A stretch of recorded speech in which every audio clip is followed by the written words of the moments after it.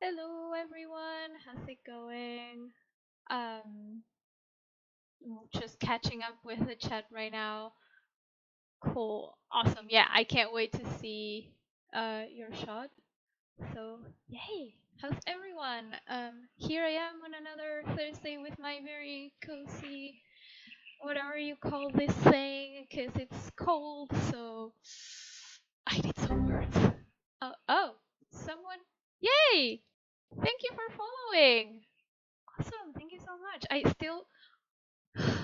I hate Daniel so much for this audio that feels like something just happened.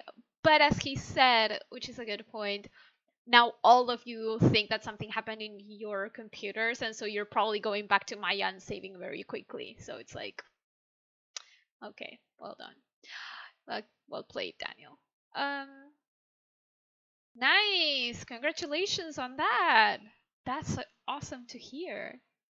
It's really good when people start getting past the interviews process, and all of that is so stressful. So the fact that you're getting ahead, that's super super cool. So well done. Hopefully the next one won't be super tedious, because I know that some places they have sometimes like 3 or 4 interview processes. Sometimes they have, like, I think one time one place wanted to have like a 3-hour interview, but it not with me, with someone I know. I was like, whoa, what do you even talk about for 3 hours in an interview? So yeah. Ooh, nice. Haha, I got you. Like, really cool to hear that at least some of the things I said helped out. So 3 more interviews. Oh my god. I don't get it, but hey, if they need that many, maybe it's for a reason. I don't know. I think I've only had 2 in each studio that I've been. Yeah, I think 2 was the most that I've had. Um, one with HR and then another with the animation director slash supervisor. But maybe, oh yeah, I got lucky. I don't know. So if anyone has any links that they want me to give feedback on, feel free to put it in the chat. I won't be taking a look at it until probably the end of this, just because I want to get through this demo before, just in case. So just in case just in case something happens, like my internet drops out or something. Knock on wood, it doesn't happen. But yeah, how would I? Whoa. Okay, hang on. Now I have things to read. How would I attack a 3,000 frame long animation? Depends on, first, 3,000 is, whoa, a lot. I feel like that usually happens probably in like VFX. The most I've seen someone have was like 700. For 3,000. I think I would tackle it as every other shot you possibly have. Like, um, first, is it just one long shot? If it's just one long shot, try to find the beats, get the acting first. If it's an acting shot, if it's a creature shot, then get all the reference you can, and then just rock it and do it. Yeah, first step, cry, because 3,000 frames. That, let me just see how long that is. 3,000 divided by 24. That's like way too long. That's like just one shot, an attack, like attack a 3,000 frame long animation. That's, why is it just one shot? Why can't it be less shots? Like, is this for work? Is this a personal shot? If it's like 3 minutes, it feels more like a short rather than, whoa, at work. So let me think. Is it a creature shot or is it acting? 3 minute shot. That's like I feel like Maya would just crash. Okay, it's an action shot. I feel like first I would try to think of the beats, like what, basically, if you have a storyboard, or if you were already briefed on it, trying to get the reference. Yeah, it's like a short film, literally. um how long do you have to do this? How many characters? um but yeah, I would see what the cameras are, if they have already been given to you, or if you need to do them. If you need to do them, I would cry a second time. If they are already given to you and you have a storyboard, I would basically start to first, maybe I would first do like a very rough 2D pass before even looking for reference just to see what is it that you want to do with it. Like, is the character going to jump in this place? Is the character going to do a kick in this other moment? So first, I think I would do like with just like key poses, very roughly drawn. I can't draw, but it's like literally just doing a stick figure, trying to figure out what actions you want and kind of choreographing the shot. And I think that would be the first thing that I would do now that I'm thinking about it rather than looking for reference. Because I want to know, oh, is this going to work as an idea? Again, it has to match also the storyboards that you were given, but kind of trying to figure out the actual choreography of the shot. And then I would cry again, and probably that's when I would start looking for reference, and maybe trying to think of it as beats. If you have moments where the character is resting a little bit, you could have that as one of your beats. Or if they are doing a bunch of kicks or a bunch of punches, that could be another beat. I'm kind of guessing things because I don't know what it's about. And yeah, then I would probably do, like, for the first blocking pass, I would just do golden poses. Just trying to figure out where they would be, kind of roughly like my golden poses, but I wouldn't show that. I would just do that for myself so that I know what poses I want to hit. I will save them in the pose library so that I can always reference back to them. And maybe what I would do if the camera is moving too much, I would do an energy pass first. Like, you can grab a ball, just literally like a sphere, and just have it, basically the sphere would represent right, the sphere would represent the hips. And basically what you do is the energy pass is, in spline, you already do kind of like how fast it's going to move in space, and you can do the ups and downs for, like, if it's running, you add the up and downs for the hips, and you would do it in, like, that would be your first pass. It sucks that Ere doesn't have the whole shot that he did, but that's what Ere did in Spirit in one of the shots that he had. That was not that it was that long, but it was very complex. And what he did was basically start with shapes, planning out the shot. And I think that would be your best bet, like grabbing a sphere and through the whole shot, using that to mark where the character would be.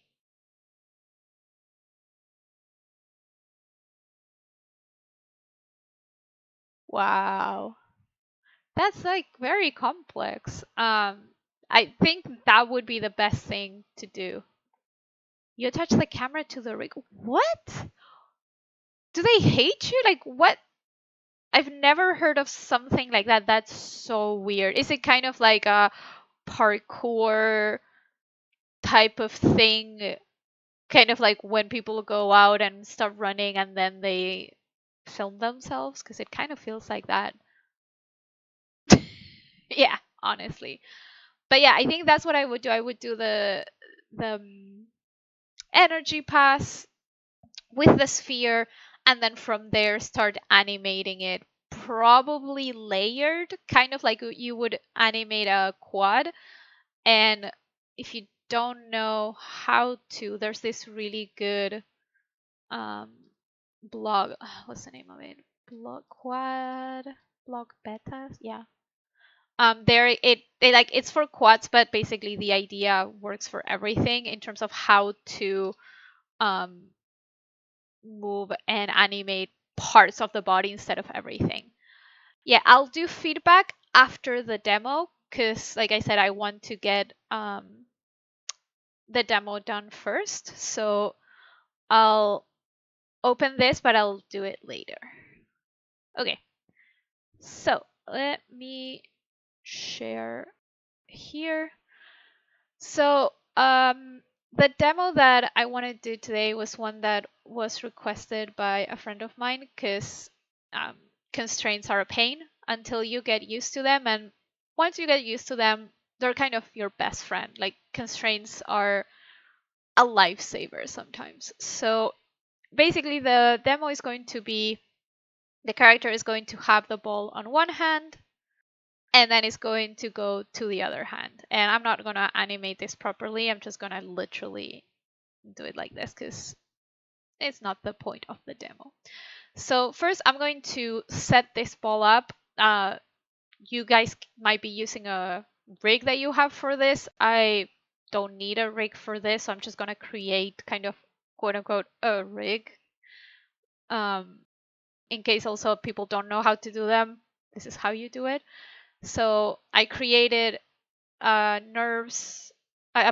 polygon sphere, and now I'm going to create a nerves circle, and I'm going to constrain. This is not the demo. This is literally me just being lazy. Because I want to have the nerve circle exactly where the sphere is. Because I could have left that in the 0, but it's good to know this as well. If I don't maintain offset and I add it, now this, I delete this and I have my nerve circle. And I need an offset. Always name everything. So this is going to be the ball. It's going to be inside this, and this is going to be the ball control and the ball control offset. I can't even type. There we go. And I should have made this slightly smaller. There we go. Okay, cool. So now this is just so that I can have the controls that I need for this. To be honest, I haven't done this constraint beforehand, so we're just kind of go and roll with it. And there's a few ways that you can do this, where basically what we're doing is the character has the ball in one hand, they put it on the other, or they do this, they throw it, whichever it is, it's the same idea. One option that you can do, which is personally I don't like it because I feel like it's creating more complications than not, is just basically you would have 2 or 3 balls.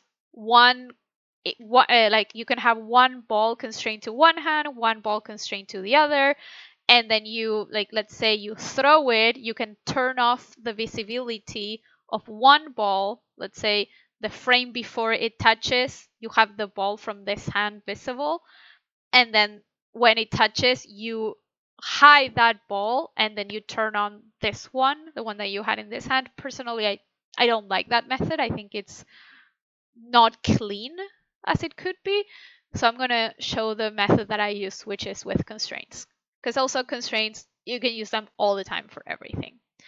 So I'm going to have the ball here and I'm going to constrain the ball to this control. And I'm going to use the ball control. This one, not the offset. I want to keep the offset so that I can move it.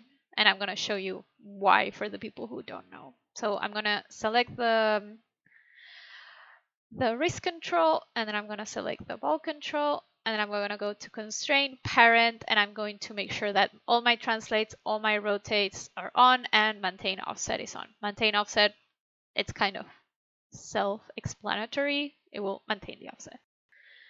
And I add it. So now if I move the arm, boop, it moves the ball. Why did I constrain to this control and not this one? Because if I move this one and I move the arm, it will pop back to where it is. I don't want that because I don't want that. If I want to move this, I want to be able to have control.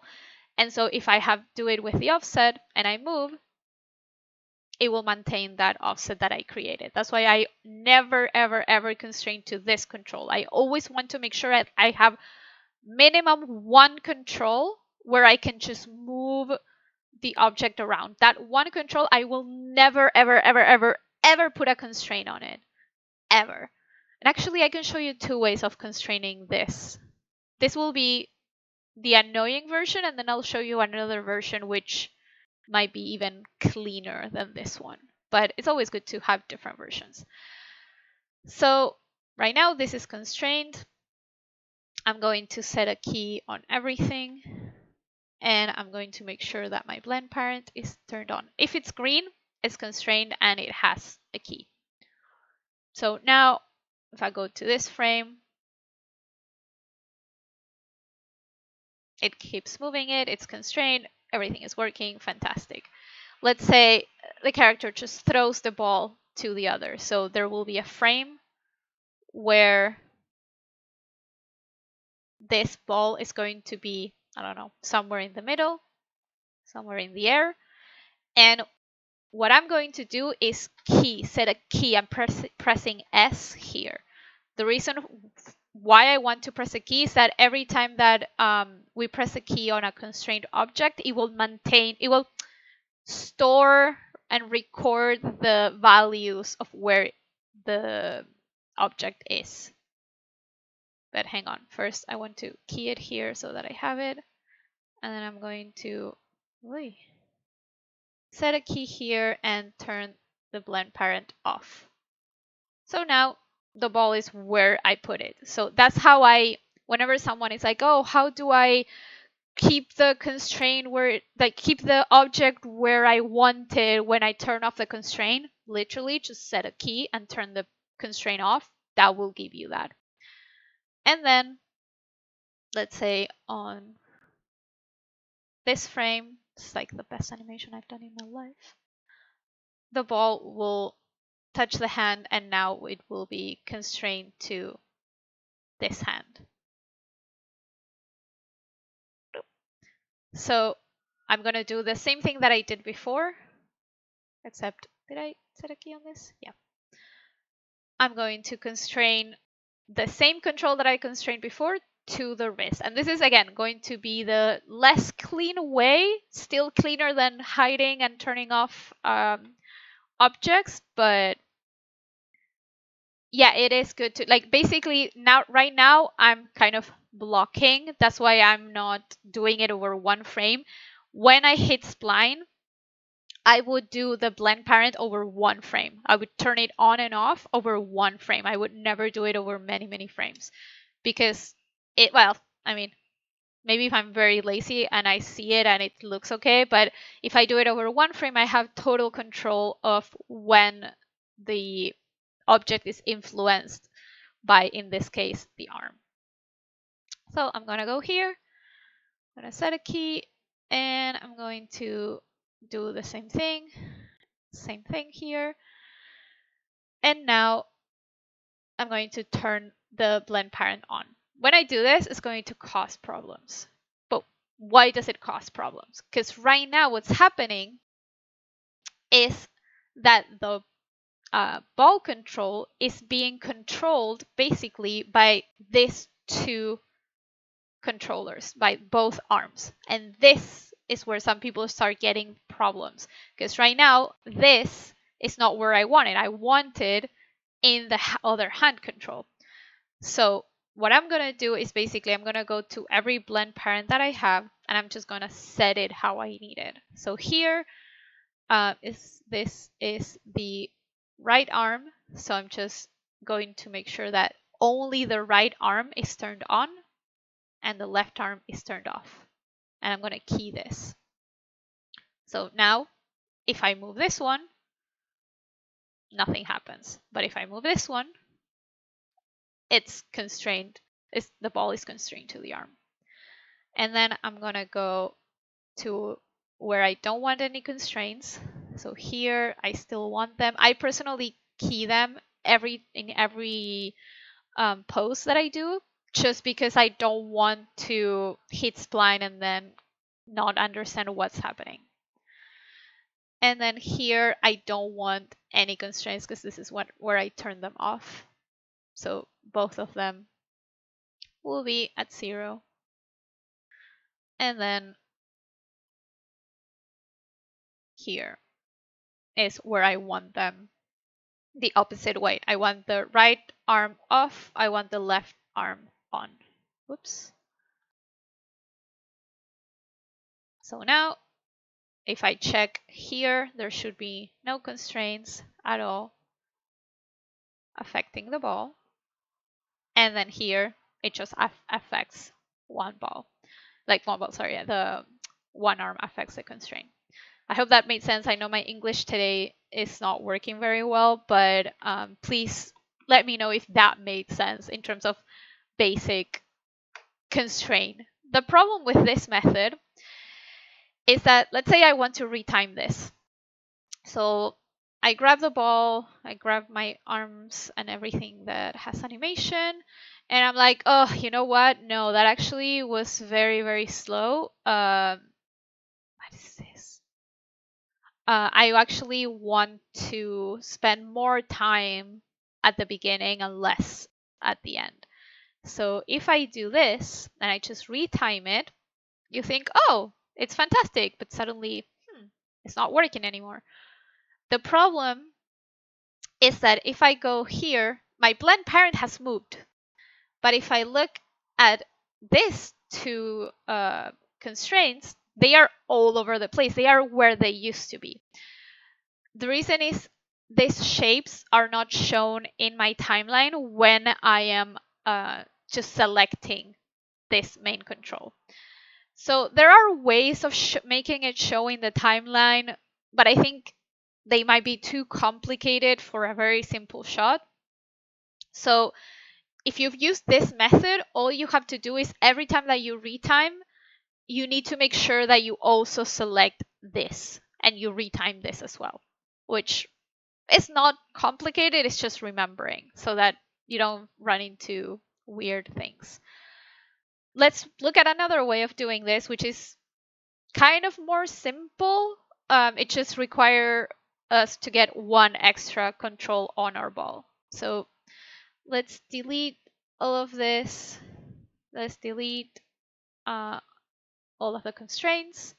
Now there's no constraints, there's no anything. So what I'm going to do is I'm going to take the ball out and I'm going to create another offset control. And I'm going to put it in here. So now, wait, forgot to. Now I have 3 controls to use on the ball. So what I'm going to do is only use the first 2 controllers for the constraint. So this is going to be, let's say, constrained right arm. And this is going to be left arm. So that people can follow along. And this is going to be my usual offset. I'm not going to constrain this. So the way that I will do it is pretty similar to what I did before. I'm going to select the wrist, select the main. Wait, do I want the main or do I want the other one? It doesn't matter. And I'm going to constrain parent. I already know that all my settings are how I want them to be. So now when it moves, it also moves the ball. Perfect. I'm going to key this, make sure that this is turned on. Perfect. And set a key here as well. Now I know that this is when I want the ball to touch the other hand. So around here, I don't know, I want the ball to be in the air because I want it. So I'm going to go here. I'm going to set a key, pressing S, not on the blend parent, but on everything. And I'm going to turn this off. So now, so far, so good. Perfect. That hand is not controlling it. And then I'm going to go to this frame, which is frame where I had my other hand. And now what I'm going to do is I'm going to select the wrist control. And instead of constraining to the same hand, arm, whatever that I did before, I'm going to do it to the second control, the one here. Same thing, I'm going to constrain it. Now I'm gonna set a key here, turn on the blend parent, key it, and just make sure, I'm gonna go back in time to make sure that in this control, in this frame, this constraint is turned off. Just to make sure that basically when I don't want the arm to be controlling the ball, the ball, the constraint is, the ball's constraint is at 0. And now if I do this, it will move it. Yes, this controller will lag behind. Do I care? No, I don't need it because I have these other two controllers. And if I still want to, let's say I want to just have the ball like he's throwing it up and down. All I have to do is come here, set a key here as well.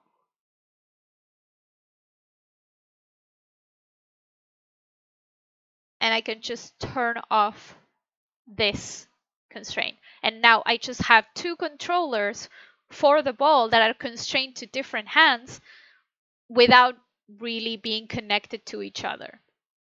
And then if I want to go back to the previous hand, all I have to do is basically turn this back on. It will go to this, set a key here, and I'm going to do a very crap animation. And let's say here is where I'm going to switch from one hand to the other. All I should be able to do, if everything goes well, I'm going to set a key here on this controller, turn the blend parent off, and then potentially if I choose, I could just even actually turn like what's it called? Just zero all of this out. And turn this back on. The only thing with this is that if you spline this, it might look weird. And let me show you why. Just showing you like all the possible problems with this, because I've been through them. Let me just key this. If I were to hit spline with this that I've just done, but by zeroing it out, and let's say when I do this,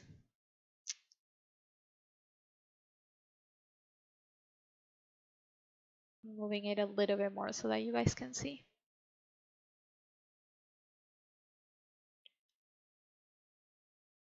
If this had a texture attached to it, which right now it doesn't, so let's just add one very, very quickly.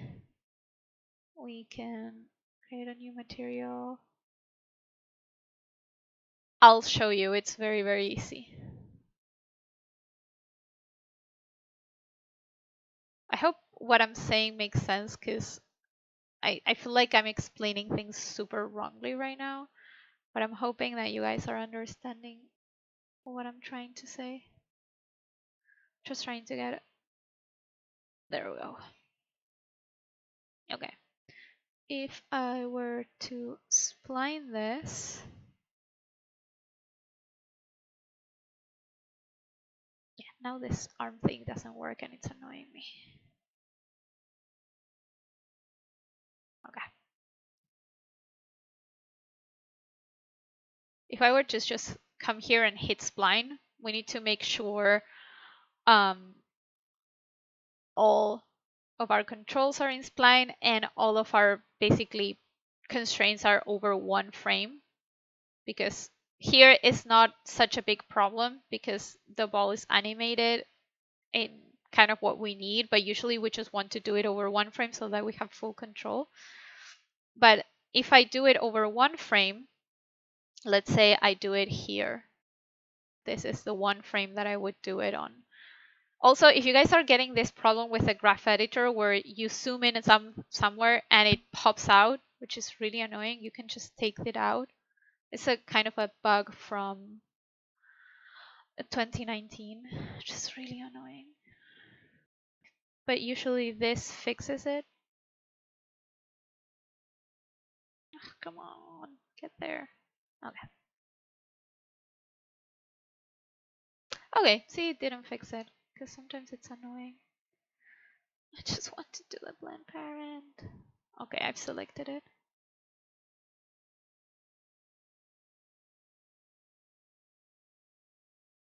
Yeah, because now that I paid for Animbot, I'm gonna use it. Ooh. Okay. So this is the problem that you might run into, where the ball kind of switches to the other place if you do it over one frame because we've zeroed out the controllers. So personally, what I would do in this case, instead of zeroing them out, which is annoying, but at the same time, I'm not using these controllers here, these two controllers. I'm not really using them to animate right now. So I don't mind them. I'm using them for the constraints themselves. So what I would do is instead of zeroing this out,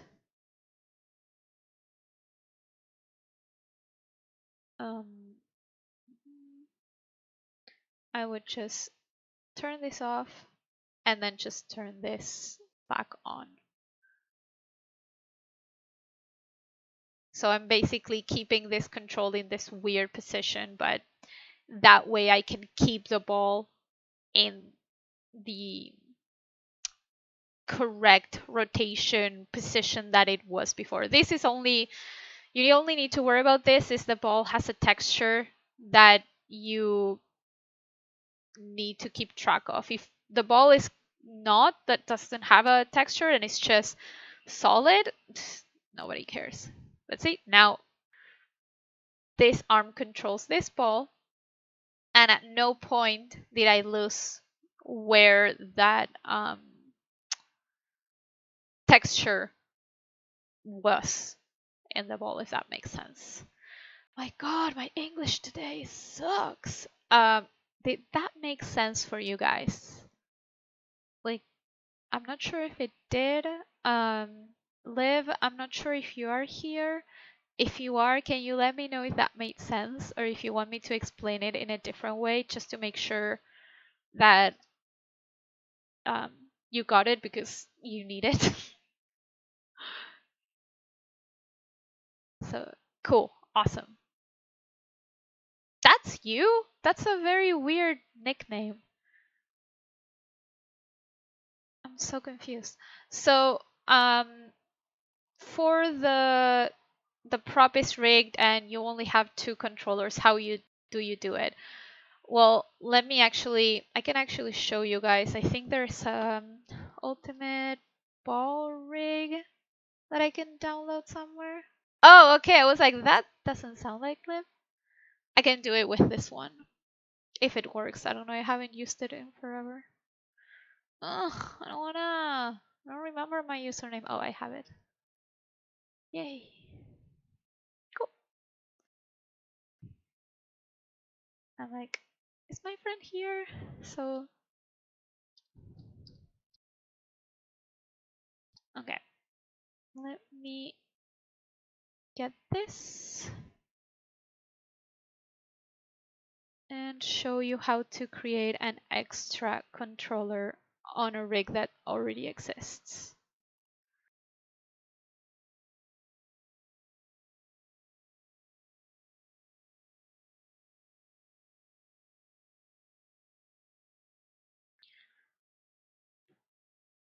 One second, trying to find my folders as usual. Because my life is basically me finding my own files, which apparently I never know where to find.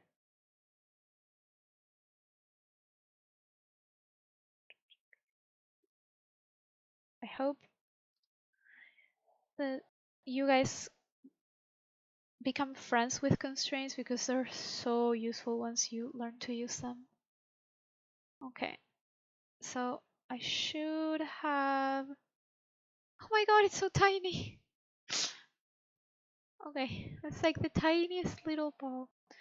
Okay, so let's say I have this rig and I want to add an extra control to control it.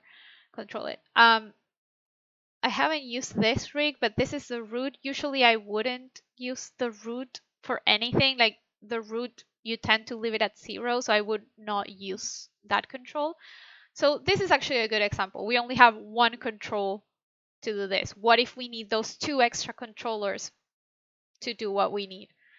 So what I'm going to do is I'm going to create my 2 nerve circles. Why do I use circles? Because, I don't know, I like them.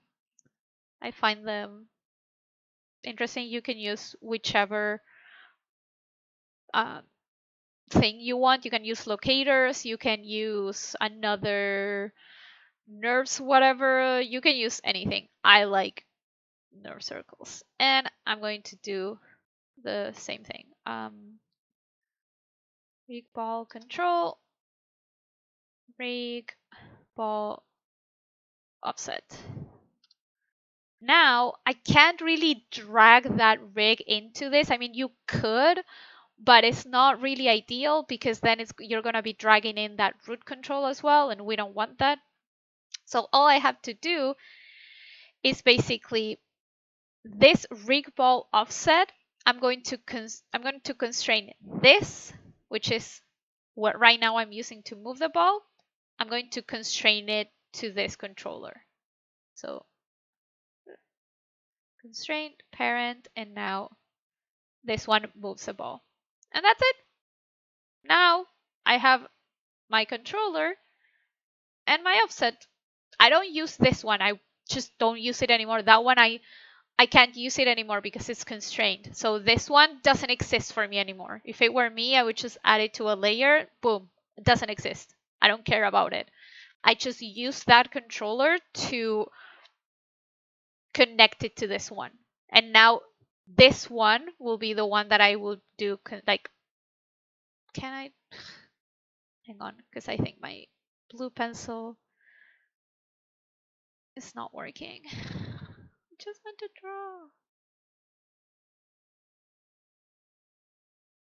I don't know why. I wanted to show you guys on the screen because it's really nice to have it in there, but for some reason my blue pencil doesn't seem to want to work right now. So basically, this first main control, the rig ball control, will be the one that I would use to constrain to other things, like to a hand. And this is my offset, which is the one that I will animate and move around. Does that make sense? And let me check your question.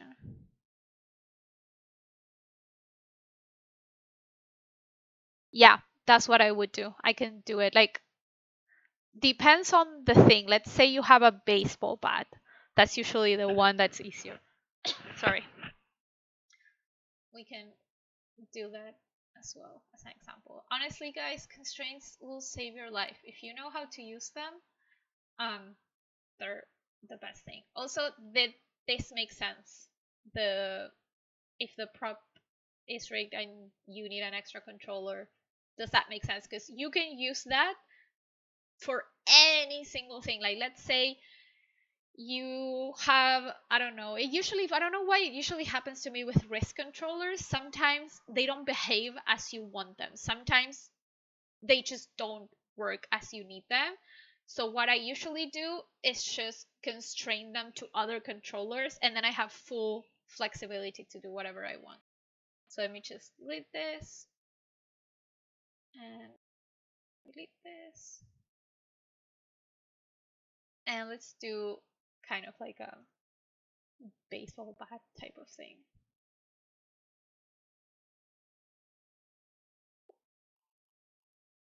Okay, so I'm gonna create a cylinder.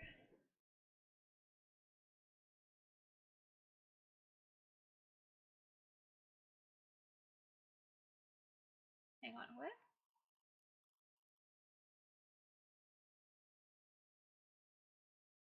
Okay, I'll answer to that after I do this demo. I'm gonna copy this and put it in a text file so that I don't forget. Okay, let's say this is my amazing baseball bat. And I'm gonna do this amazing new pose that sucks because I'm not really posing the character.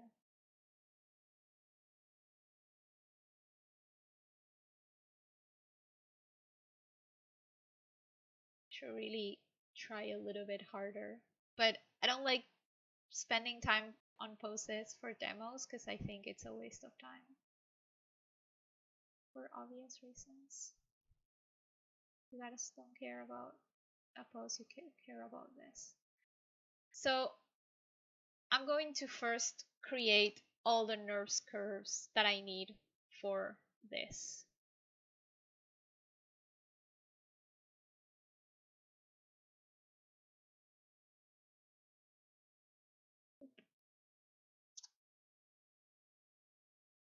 Okay. So let's say this is a basal pad. I'm going to want to put the nerves curves where I'm going to constrain to so that I can have the rotation and the pivot where I need it. So I'm gonna create again my trusty nerve circle, and then let's say around there is where the hand will be, roughly.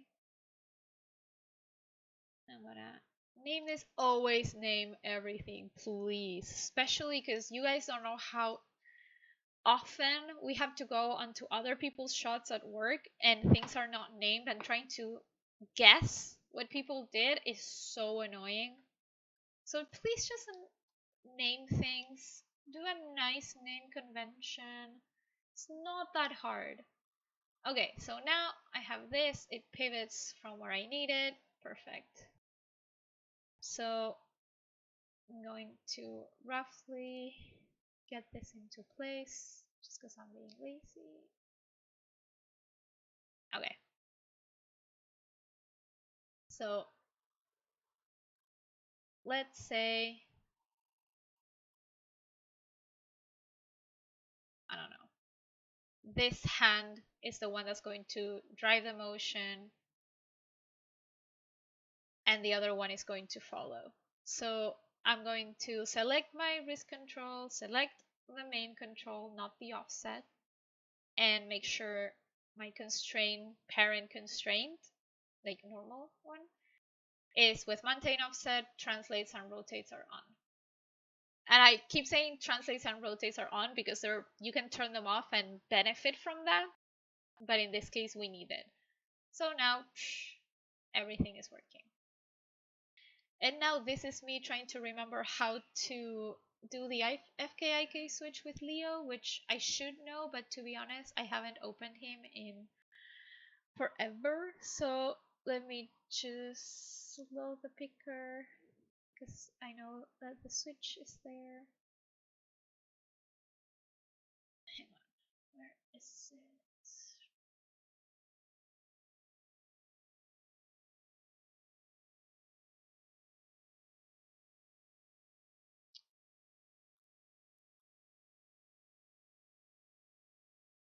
Yeah, there we go. And now I need, this is not correct. And I didn't open the picker in the correct way. That was my bad.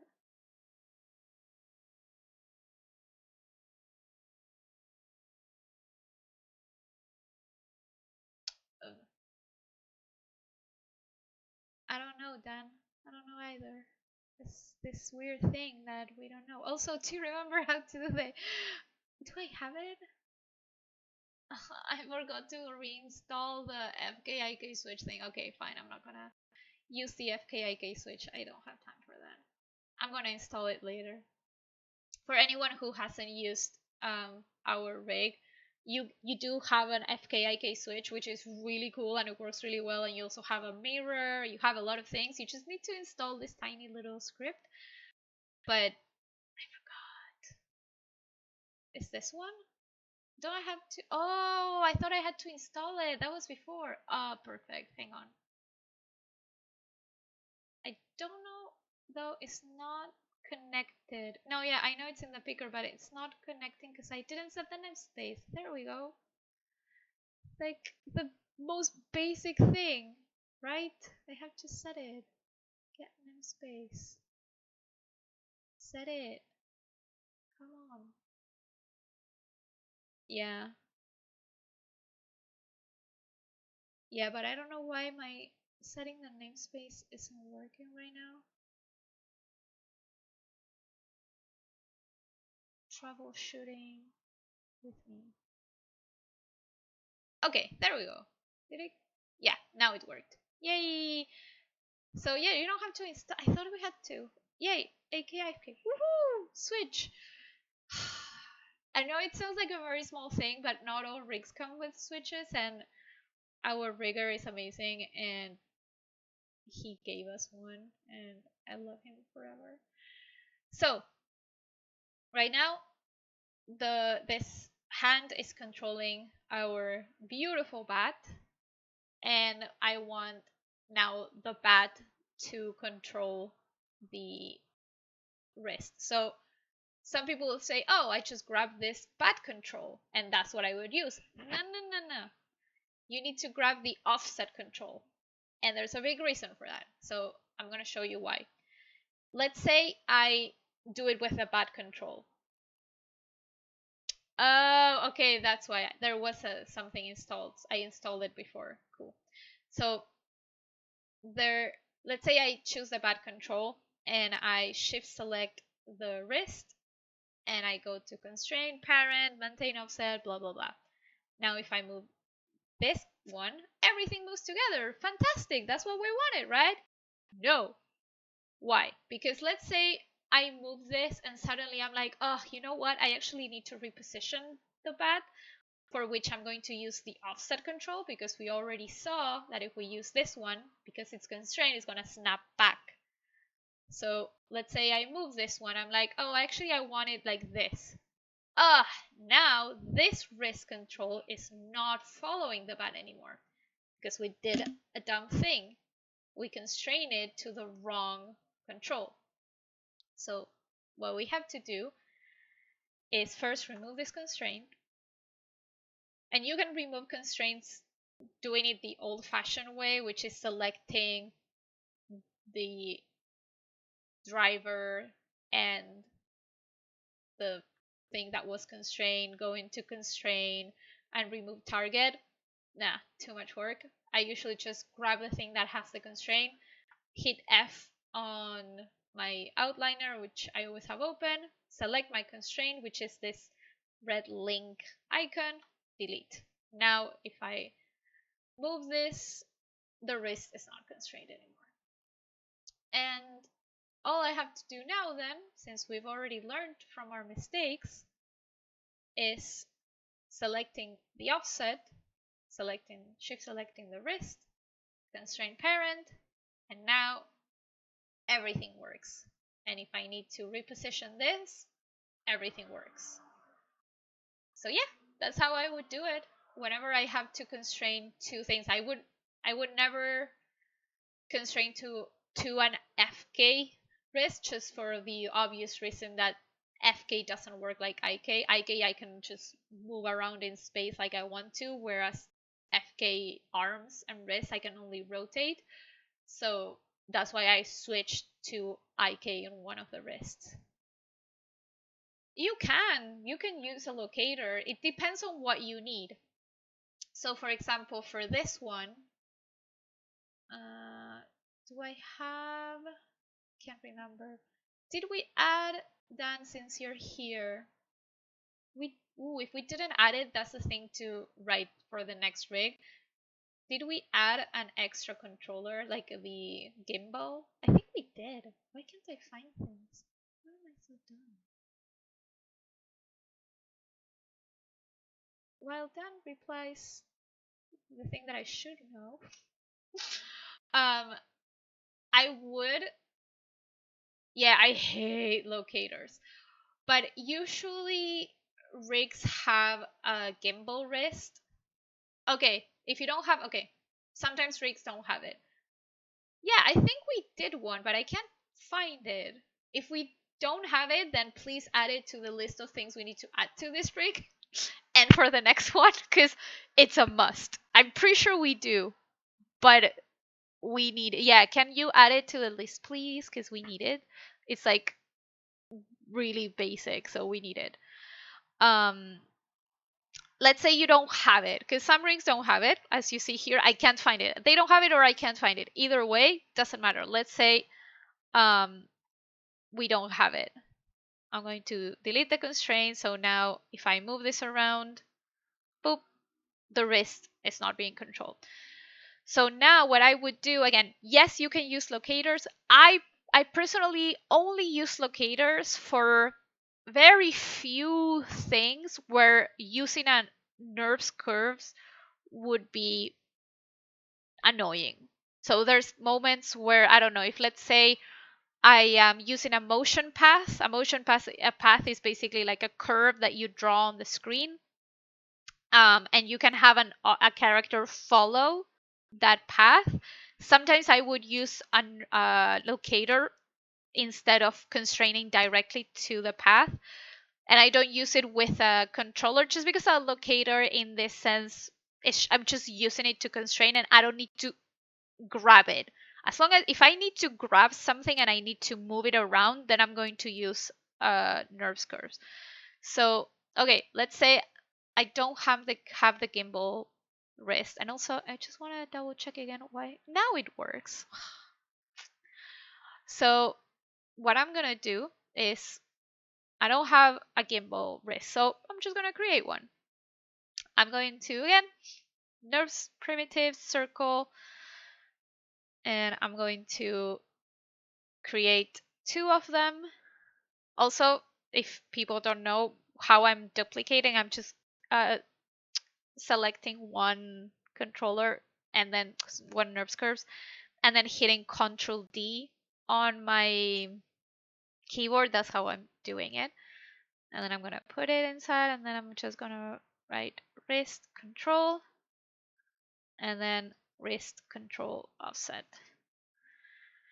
And now I'm going to this again when I'm doing this type of constraint where I'm constraining the nerves curve to the wrist, it's just to get the position. I'm not doing it for the actual constraint. This is just because I don't want to have to move things myself. And this gives me the exact rotation and position of the wrist. So parent constraint, don't maintain offset, add, and now if I go to my wrist, it's there. This, I'm going to change the rotation just because I need it differently from what it's here.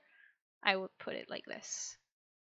Hang on, I forgot to do that. Yep, there we go. So now I have my controllers where I need them.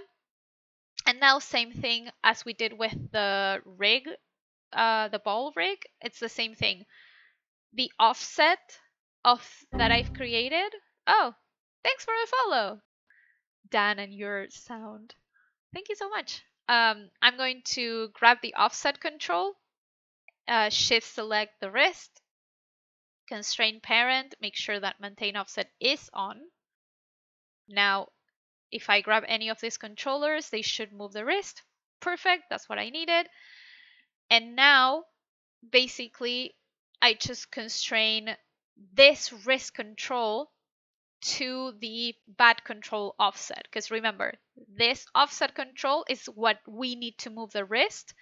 But now this will move the wrist and this will be what we use to constrain. So we can call this wrist constraint if you guys want, if it's easier for you to follow. So I'm going to select the offset, shift select the wrist constraint, and constraint parent. So now if everything goes well, boop, everything is like this. And if I need to reposition the hand, I can, and it should maintain that offset. Did that make sense, puppy? I hope it did. I know I'm going fast, so just let me know if I went too fast and you need me to do something else, because whenever I teach, my brain goes at like a million um miles per hour trying to, oh, this is the next thing, this is the next thing. Cool. Awesome. Yeah. Honestly, it's not bad to use a locator. You can use a locator if you want. My problem with a locator is, let me show you my visual problem. Let's say I create a locator and I do the same thing. I duplicate it, I put it inside. Let's say one of them is bigger, like both of them are in the same place, so it's very weird. Let's let's do the same thing. Let's say we do this, like this controllers don't work. They don't exist anymore. Um train parent.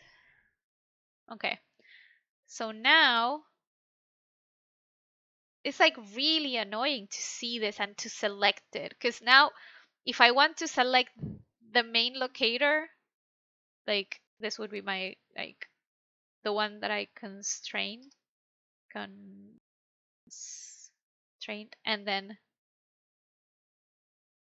this is my offset.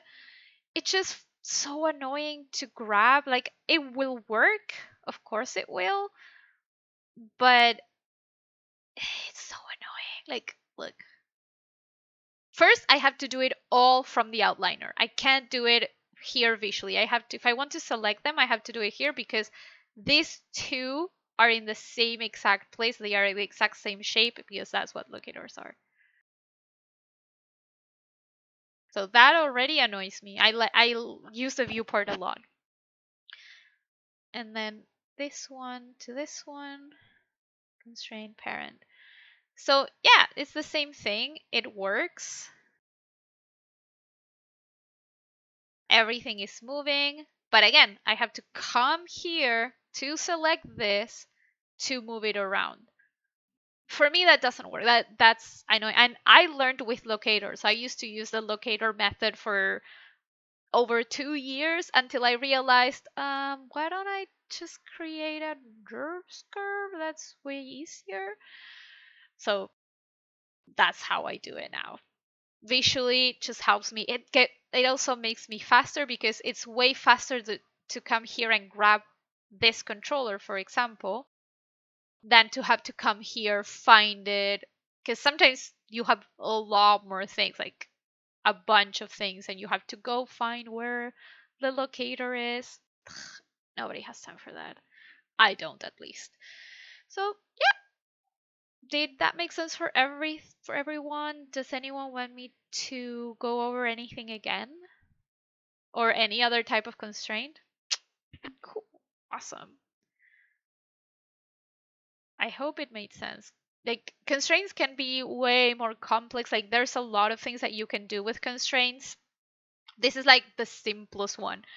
If you're struggling with this, I'm not going to even go over other types of constraints, just because you need to master regular constraints before you go into other more complex one, where you actually need to plan it out before you do the constraints. Usually I 98% of the times I use this type of constraints, very simple, straightforward ones, where I don't even plan it out, just because usually at work, yes, you get some complex shots, but they don't tend to be that difficult. Usually with really simple constraints, you can do it all without struggling. When you're starting to notice that you're struggling just with animating and the constraints could benefit you, that's when you can do way more complex ones. By complex, I mean like maybe they go over one axis only in a certain angle for certain things, or you use percentages for constraints. So for example, I can have, let's say, this object can be constrained to both wrists, but with a percentage. So if I move this hand it will move this a certain amount. Let's say this controls it 10% and this controls it 90%. This will control most of the movement, but there will be some movement if I move this, even if I move it a lot. Again, anything can be done with constraints more or less, but first master simple constraints. Then you can start think, because once you understand how constraints work, then you'll find out by yourself, oh, this is how I can do other things, because you start understanding the mechanics behind it. That's why I would never ever use a plugin to do constraints. I used to do it. There's one that's very cool. I think it's CV Parent, something like that. It's a very cool plugin, but you don't learn constraints. And once you learn constraints, getting a plugin doesn't really speed it up for me. It really doesn't. Different things are using tools like Animbot where you have fake constraints. That's different, but for a regular simple constraint, I personally just prefer Mayas. I think they are way better than using another tool. But that's just me. If you guys like using those tools, feel free, whatever speeds up your workflow. So yeah, if no one else has any other questions on constraints, I think I have 2 links to go over. So let me just what is this? Now I'm very intrigued. I have so many questions. Also, I'm going to just close. Nah, I'm not gonna close Maya in case someone else has a question. I only have 20 minutes or so, so let me play this. I have never in my entire life been as disgusted as I am at this moment. That's funny. Hang on, let me start sync. Okay. Are you still here, by the way? I have never in my entire life been as disgusted as I am at this moment. So, if you're still here, what stage are you in? Just to make sure I give you the proper notes.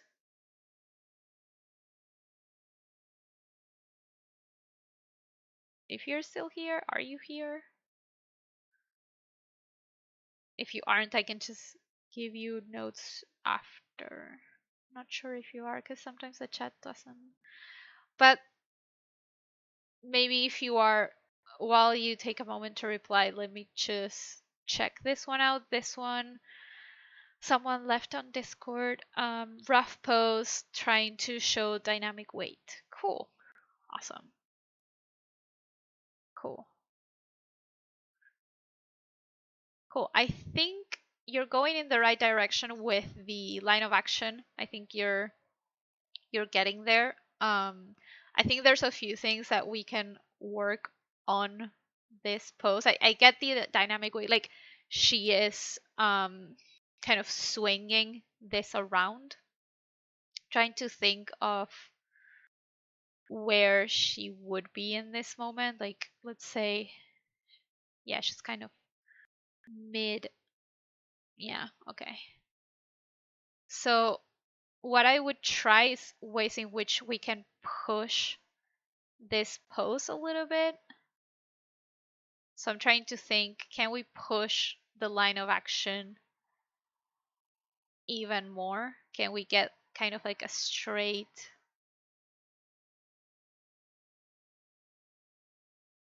leg here and a bigger line of action overall?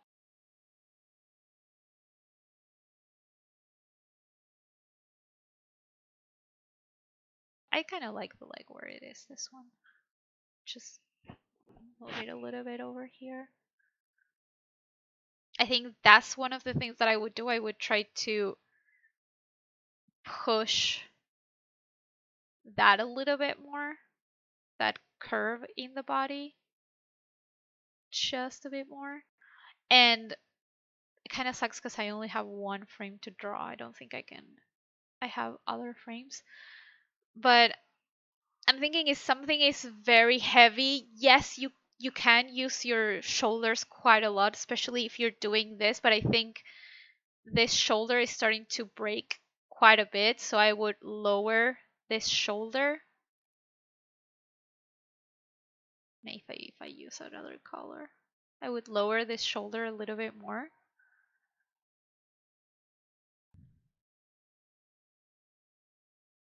And maybe even tilt the sword a little bit more so that it kind of flows a little bit more with the arms, so that you also show how heavy it is. And then for this hand, which we can barely see, I would try to show the grip a little bit better if you can just show the full hand, because right now we're losing it in this area. I know it's kind of hard to see with all the drawings that I'm making, but in this area we're losing the hand. We can't see it. And that kind of makes it a little bit weaker. So I would try to show that over there. And maybe even lower the shoulder ever so slightly as well. Like it's okay that it's high, but I think it might be a little bit too high. And then maybe I'm thinking if I would just rotate this head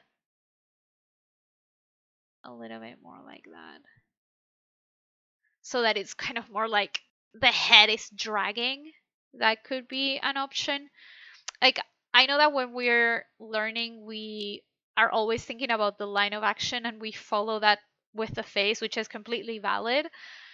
But something that a mentor taught one of my friends is that it's nice to break up the lines from the chest and the head instead of having everything follow.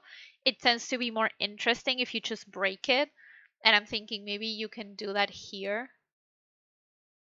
So straightening this a little bit more. Or even having it uh, look up or whatever. Like maybe a little bit higher. I think that could potentially be a little bit more interesting.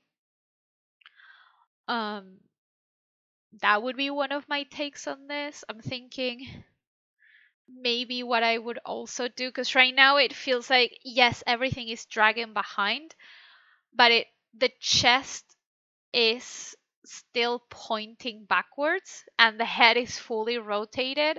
And for me, I feel like you're missing a little bit of rotation. Even if the hips are still rotated back, it's nice to have the chest starting to rotate, not completely rotated in Y as much as as much as the head, but a little bit more so that it feels like it's more connected, because if not, it just feels like she's dragging behind too much. So a little bit of rotation, like this, if you're using the FK uh, chest controls, this one would be the most RY.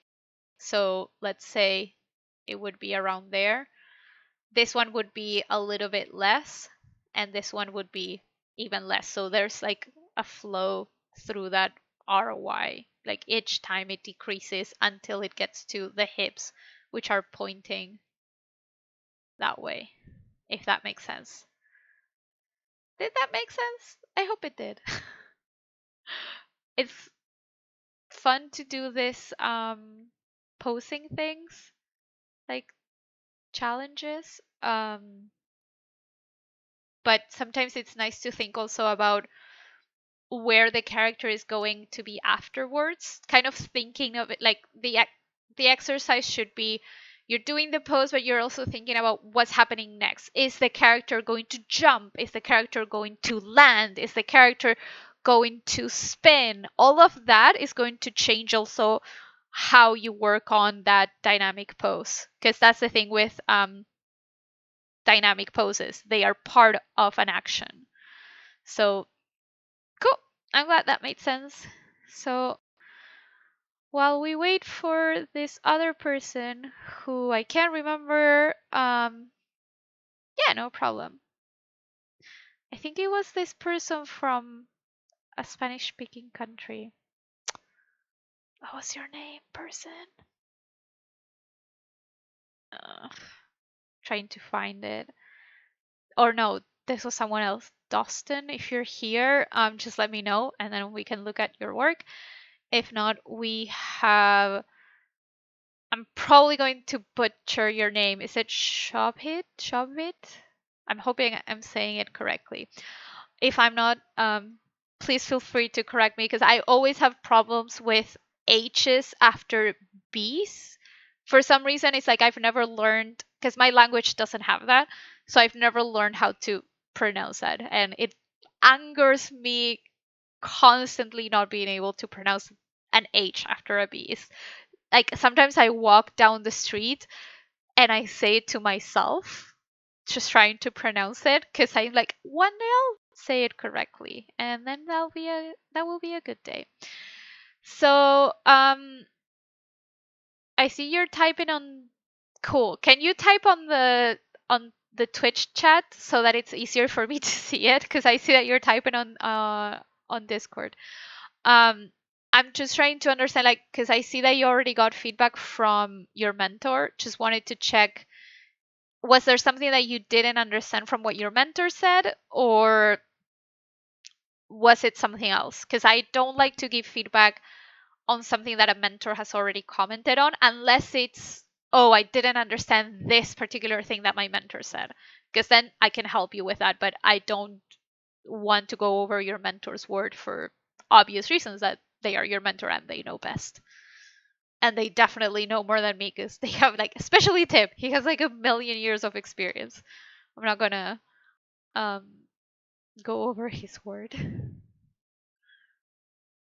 Oh, okay. If you're not getting the chat option in Twitch, don't worry yet. Just write on Discord. It will be okay. And then should I tag Dustin? Maybe Dustin, if you come back and you didn't see your feedback because you're not here, and I'll leave in 10 minutes, just send it to me on Discord and I can check it tomorrow.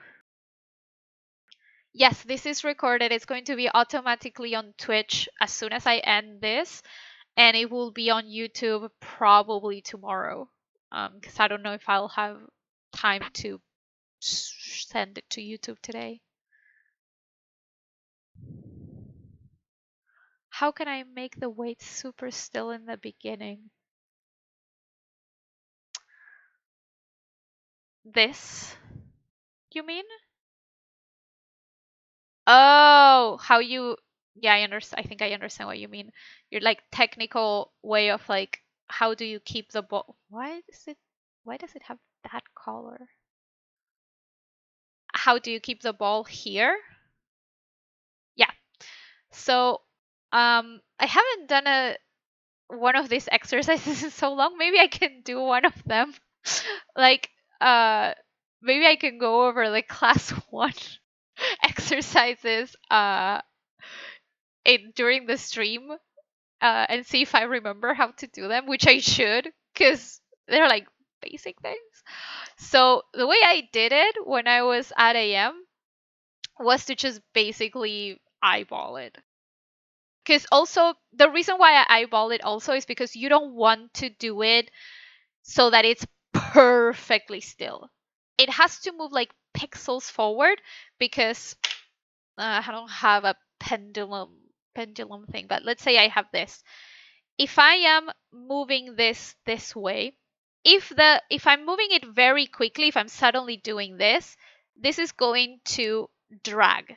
This is going to do this. That's like the pendulum dragging, right? That's what you're learning in this exercise, the drag and follow through. This is the drag part. But if I'm doing this, this is not going to stay perfectly in place. It's not glued to the air and it's just moving like this. This is, as soon as I do this, this is also going to move forward a little bit. And that's why I would do it by eye. So basically, for example, here, this is where this starts. And here, this is how much it's moved. And let me turn on onion skin. Okay. So here I would just basically I would reduce the animation that you put into the pendulum, because right now here all that should happen is that this should move ever so slightly, and I would eyeball it. Basically I would reduce whatever animation you put here, because I see that you added rotations to those joints, and I would just reduce them so that it moves slightly. Okay, let me look at the one that you used as reference. Um,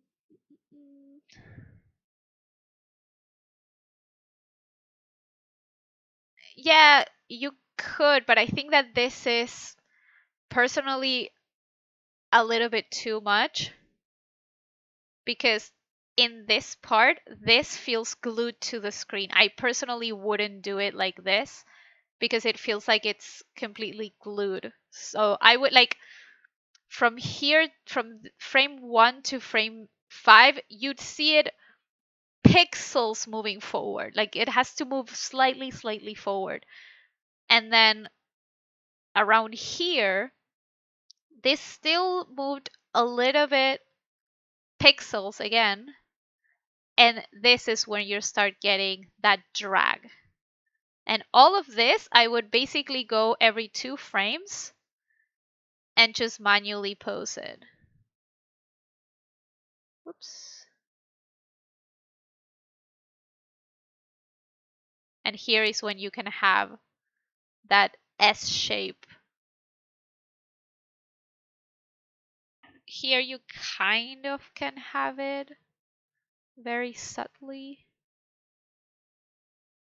But for me, this will be all like manually posed. And by here, it's already dragging. No, thank you. I don't want to buy followers. I'm good. I can't. How do I delete this message?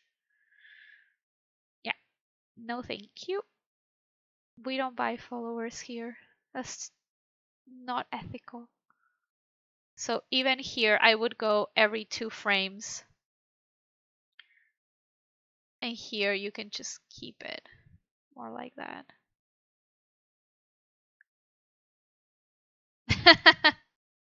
Yay, you made it work. The chat works for you.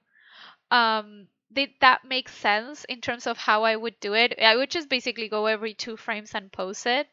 You can go every 3 frames if you want, but that's what I would do.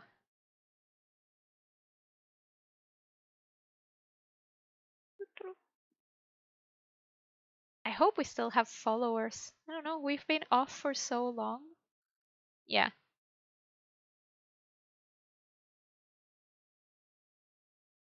that's kind of how I would do it.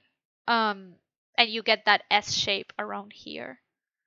Potentially around here, but it would be a little bit too much. And if your mentor says otherwise, just do what your mentor says. That's how I would do it. Let me just post this. Okay, yeah, hope that made sense. Cool.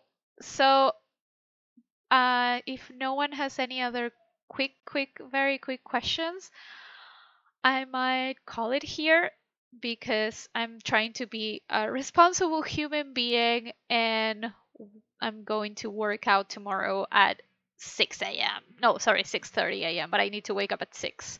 So that's why I go to sleep so early now. Oh, cool. Yeah, so yeah, I do have advice on the squirrel jump. That's a fun one to do. So let me just um let me see if I can show you something in Maya. I'm not gonna do a demo on it because that would take a long time. But basically, what I would do for the squirrel jump, which rig are you gonna use? I would recommend using, I think it's called, I don't remember the name. Basically, I would use the one that is a ball with a tail. I wouldn't use the other one. Taylor, yeah, that one, thank you. Because you don't need to use the fancy rig to learn how to do that exercise. The simpler the rig, the more you're going to learn and take out of it, because the more complex the rig is, you're going to be worried about other things that have nothing to do with the actual assignment. So what I would recommend is first do the bounces with the ball. Turn off the tail, do the bounces. And try to have interesting bounces. Don't have it bounce like, let's say, I think it was between 3 to 5 bounces. I can't remember.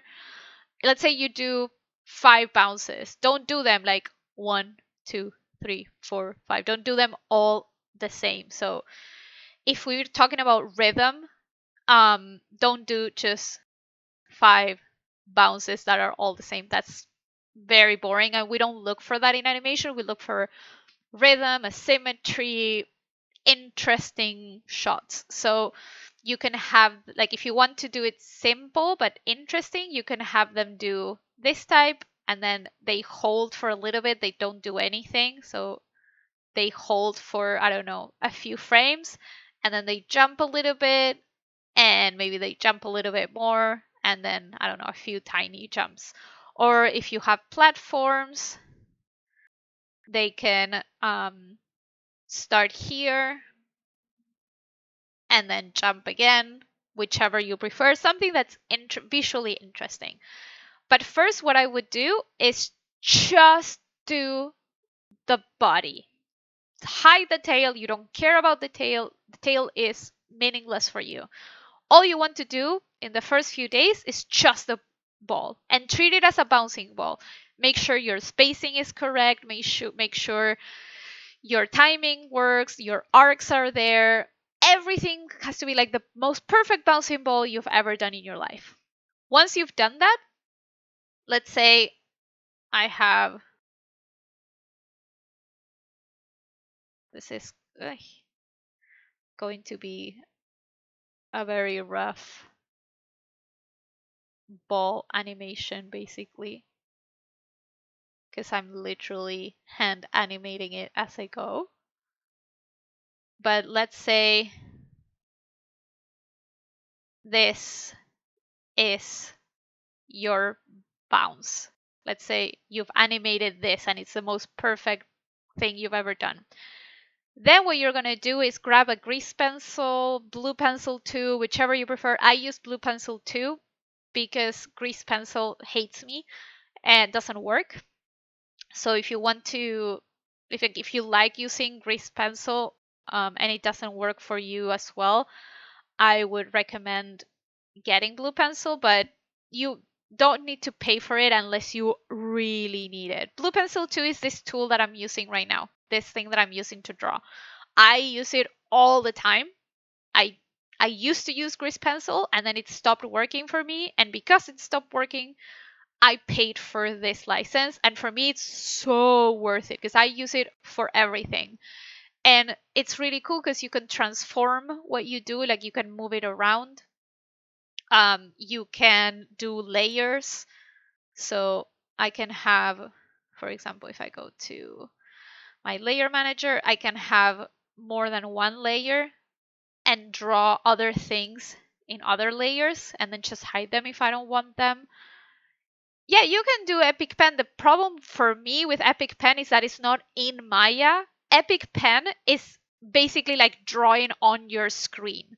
And if you draw on your screen, you can't do what I'm going to show you right now.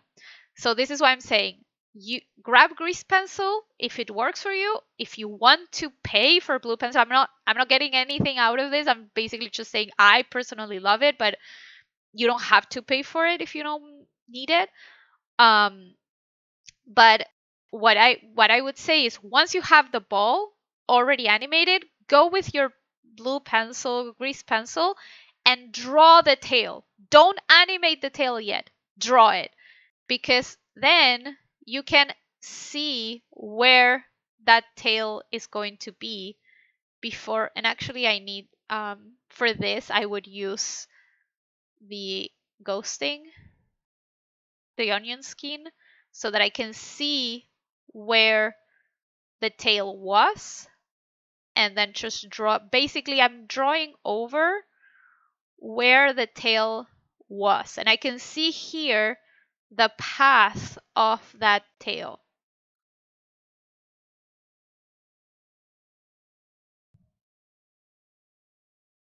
And I can adjust it to what I need. So this is before you even pose it in Maya. You don't pose this tail in Maya until you do one of these passes. If I turn this off, now I can see the tail animated. Once I'm like, I play blasted and I'm really happy with my animation that I did.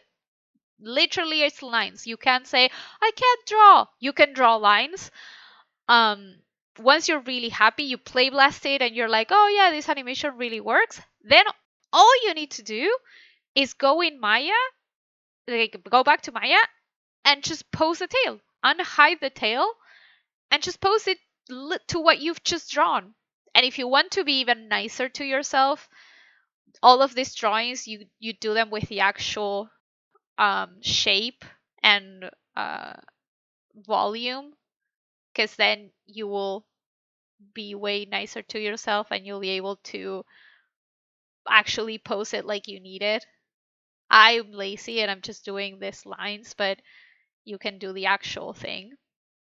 And that's how I would do it.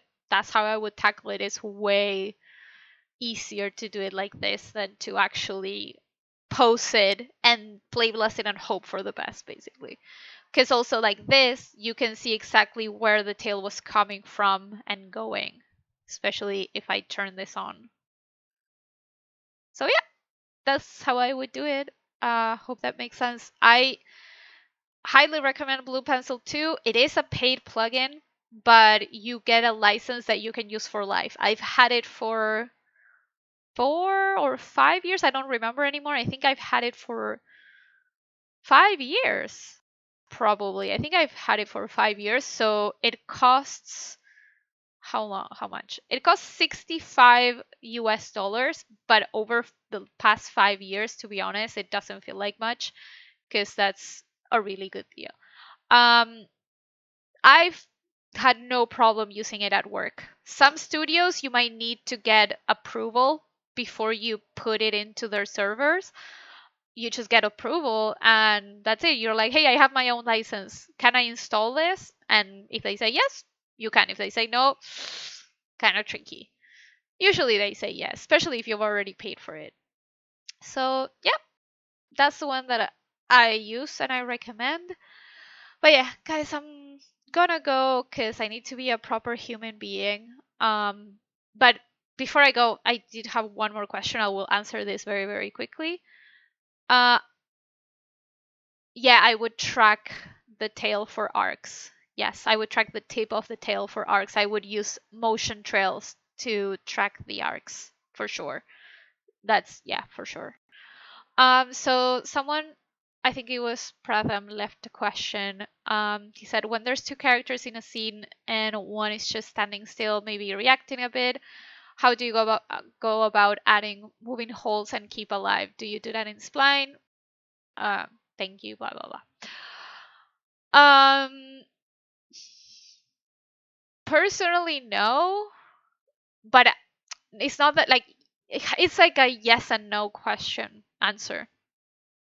So basically, if one of the characters is just standing still and reacting a little bit, I would first block out those reactions and I would block out that standing still motion by like very roughly in eights, maybe even in 16s, because I don't want that much information. I just want very basic information just to make sure that I'm not just moving things around for the sake of moving things around. Because if I do it in spline, personally my brain doesn't compute and it's just like it just moves things around without an actual purpose. But if let's say the other character is just, yeah, you can add breathing, etc. But let's say the other character is just reacting a bit. That reacting a bit could mean anything. Are they just looking around? Are they completely still and holding your attention, holding the attention of the other character? Like, I can't believe this is happening. Are they like you're saying, like maybe they're breathing, but maybe they are scared, so they're like, and they're just doing this. That is a very minimal reaction, but it's a completely different reaction in each case. So first you need to figure out what reaction you want. And then that's why I would block out very minimal movement in stepped. And like again, in eights, maybe in 16s even, that's like a very rough, just so that I have my checkpoints of what I want to do with that reaction. Because if the character is moving around, let's say they are looking around, I would block in the extremes, and then all I do is just copy the animation into the other controls when I spline it and maybe offset it and adjust it, but I don't but I know at least where they are looking around. Um so that's what I would do. I would do, like, again, a very very rough blocking, and then